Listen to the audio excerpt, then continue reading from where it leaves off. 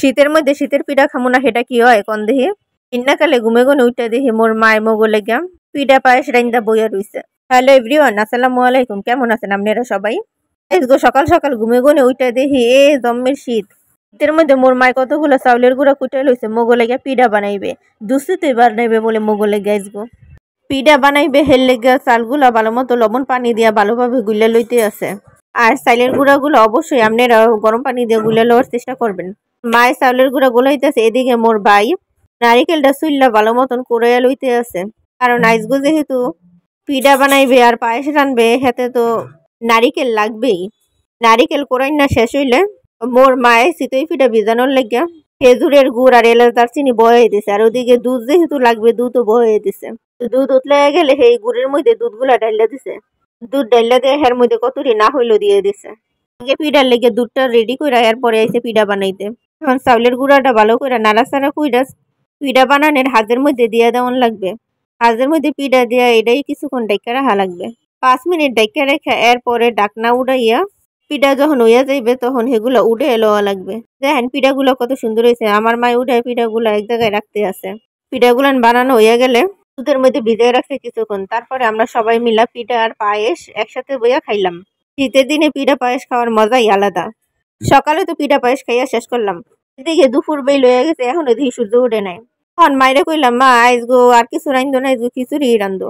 মোর কথা হই না, মোর মায় আলু পেঁয়াজ রসুন সবকিছু কাইটা লইছে। আর এদিকে কতটি গরুর মাংস নামাইয়া লইছে। গরুর মাংসটি ভালো করে ধুইয়া চুলে একটা কড়াই বসাইয়া দিলে আর কড়াইয়ের মধ্যে দিয়ে দিলে তেল, এবং তেলটা গরম হয়ে আসলে এর মধ্যে দিয়ে দিছে কতটি পেঁয়াজটা কিছুক্ষণ নাড়াচাড়া করে হেটা যখন বাদামি কালার হইয়া যাবে এর মধ্যে দেওয়া লাগবে একটুখানি পানি দিয়ে এর মধ্যে দিয়ে দিলাম এলাচ দারচিনি তেজপাতা। তারপরে দিয়ে দিলাম হচ্ছে যে মরিচের গুঁড়া, হলুদের গুঁড়া, আদা রসুন বাটা এবং স্বাদ মতন লবণ দিয়ে দিলাম। এর মধ্যে সব রকম মশলা দেওয়া হয়ে গেলে মশলাটা ভালো করে নাড়াচাড়া করে ভালো করে কষায় লইতে হইবে।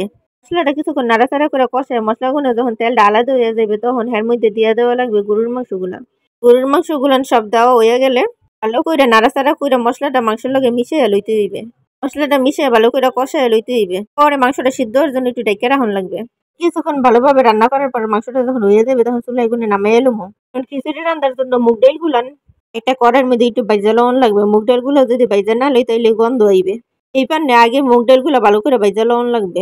চাইল ভাজা হইলে এদিকে মুই চাইল ডাল ভালো করে ধুয়ে লইতে আসি। চাইল ডাল দেওয়া হয়ে গেলে প্রেসার কুকারে একটুখানি তেল দিয়ে দিলাম। আর এই তেলের মধ্যে দিয়ে দিলাম কতটি পেঁয়াজ কুচি আর মরিচ। পেঁয়াজের কাঁচামরিচ দেওয়া হয়ে গেলে এর মধ্যে দিয়ে দিলাম চাইল ডাল গুলান সব। তেল দেওয়া হয়ে গেলে এর মধ্যে দিয়ে দিলাম কতগুলান হলুদের গুঁড়া। তারপরে দিয়ে দিলাম স্বাদ মতন লবণ। সব রকম মশলা দেওয়া হয়ে গেলে মাখা চাকা করে ভালো করে চাল ডাল মিলিয়ে লইলাম। ডাল মিলিয়ে এর মধ্যে দিয়ে দিলাম পরিমাণ মতন পানি। তারপরে প্রেসার কুকারে ঢাকনাটা ভালো করে আটকে চুলায় বয়ে দিলাম।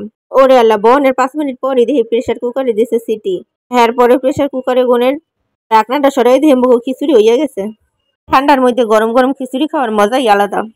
আপনারা কারা মগ মতো ঠান্ডার মধ্যে খিচুড়ি পছন্দ করেন কমেন্ট করে অবশ্যই জানাবেন প্লিজ।